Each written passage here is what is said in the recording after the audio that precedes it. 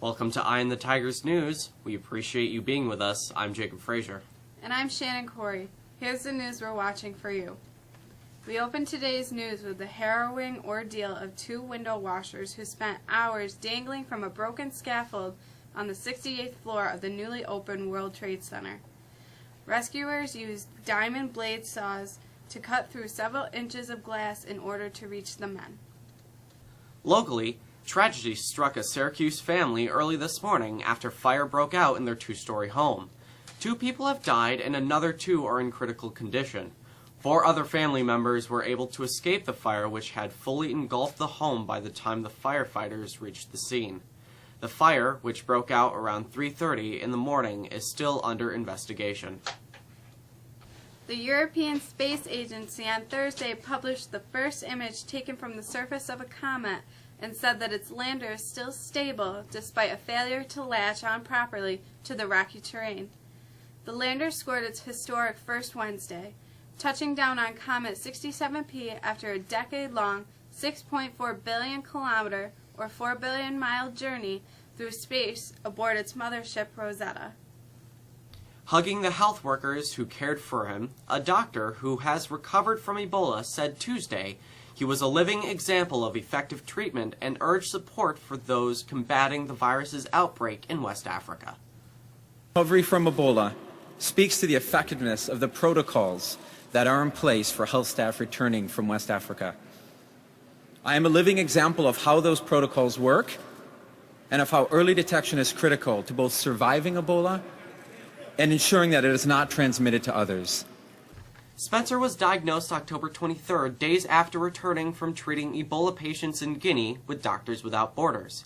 He was the first Ebola case in the nation's largest city, spurring an effort to contain anxieties along with the virus.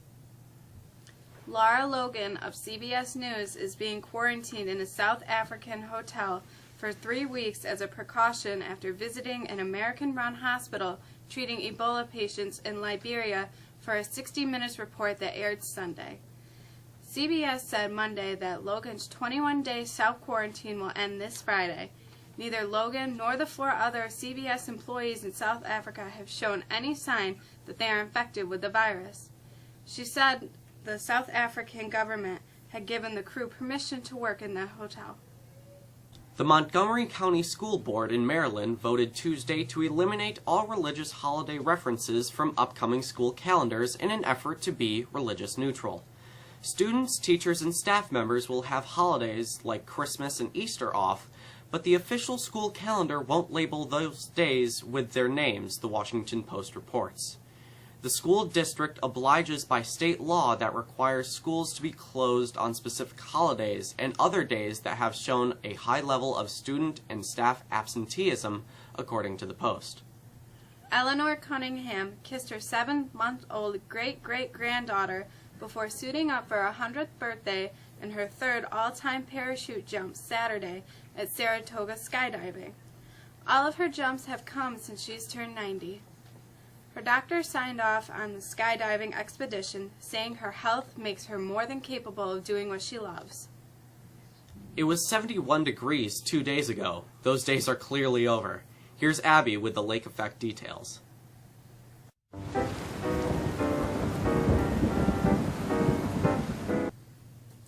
Nearly a 40-degree difference in temperatures over the last 48 hours is indicative of the significant changes coming in our weather. A strong surge of cold air from the polar vortex has sent most of the nation into the deep freeze.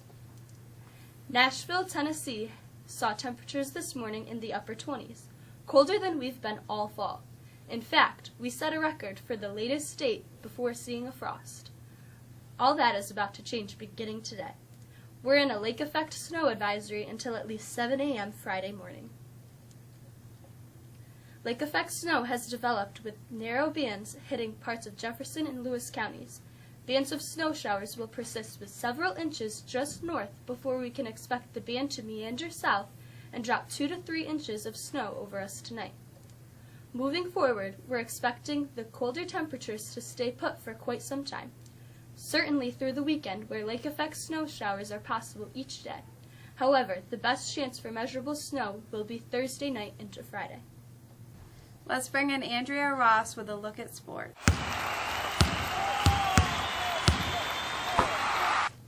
Congratulations go out to senior Jacob Zedak, who finished 30th at last weekend's state cross-country championship meet.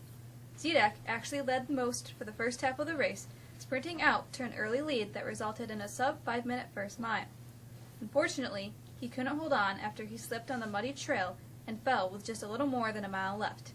Fellow senior Hannah Bittner competed well last weekend in the state qualifying diving meet. Bittner finished 14th. College football's Final Four playoff teams are rounding into shape after last weekend where several contenders lost. The College Football Committee announced Tuesday that Mississippi State remains number 1, while Oregon jumped ahead of Florida State for number 2. TCU cracked the top 4. However, all that could change this weekend as number 5 Alabama hosts Mississippi State this weekend. Nathaniel Schrader has a peek at our calendar.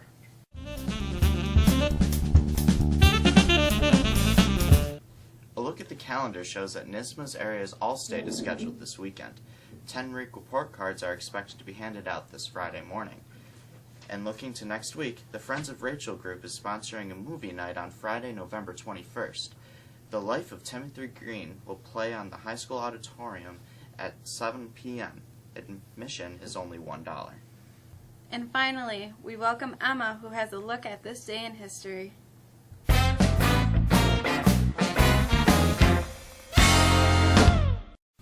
On this day, in 1927, the Holland Tunnel linking New York City and New Jersey beneath the Hudson River opened to the public. In 1956, the Supreme Court struck down laws calling for racial segregation on public buses. In 1982, the Vietnam Veterans Memorial was dedicated in Washington, D.C. And finally, in 1997, the Disney musical The Lion King opened on Broadway. That's all for us today. We'll see you tomorrow afternoon with another episode. I'm Jacob Frazier. And I'm Shannon Corey. Have a great afternoon.